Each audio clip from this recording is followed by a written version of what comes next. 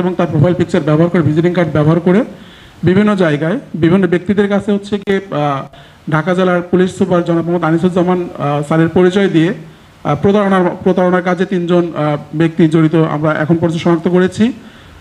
তারা হচ্ছে গিয়ে বিভিন্ন ব্যক্তির কাছে, সে রাজনীতিবিদ, ব্যবসায়ী, বিভিন্ন গোষ্ঠী যারা আছে তাদের কাছে এই ঢাকা জেলার এসপির পরিচয় দিয়ে তারা হচ্ছে গিয়ে প্রতারণাগুলো করে।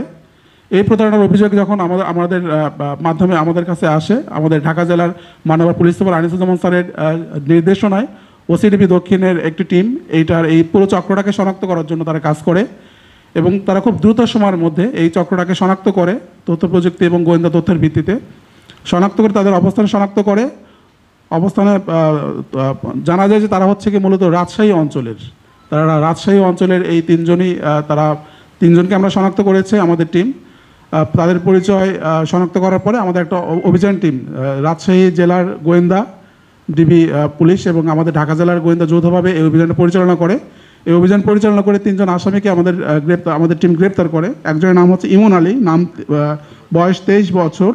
একজনের নাম মোহাম্মদ তানজির ওরফে তানজু এবং আরেকজনের নাম হচ্ছে নাহিদুল ইসলাম নাহিদ।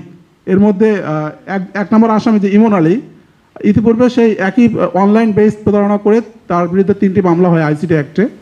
তার মানে বোঝা যাচ্ছে যে সে হচ্ছে কি এই কাজে সিদ্ধহস্ত।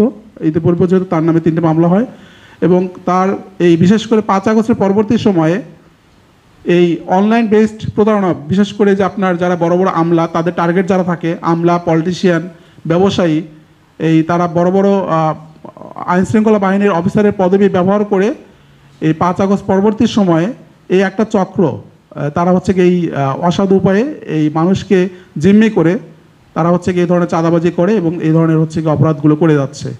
তো এটা একটা খুবই স্পর্শকাতর বিষয়, যার জন্য যখনই আমাদের ঢাকা জেলার পুলিশ সুপার স্যারের নিকটে এই অভিযোগটা আসে এবং স্যারের নিজের প্রোফাইল পিকচার, কত বড় সাহস হতে পারে যে একজন পুলিশ সুপারের পরিচয় তার প্রোফাইল পিকচার ব্যবহার করে আপনার হচ্ছে কি সাধারণ জনগণ এবং সাধারণ ব্যবসায়ী যারা আছে, তাদের টার্গেট ব্যক্তি যারা আছে তাদেরকে টার্গেট করে তারা হচ্ছে এই প্রতারণাগুলো করে যাচ্ছে এবং তারা এই কাজ এর আগেও করেছে।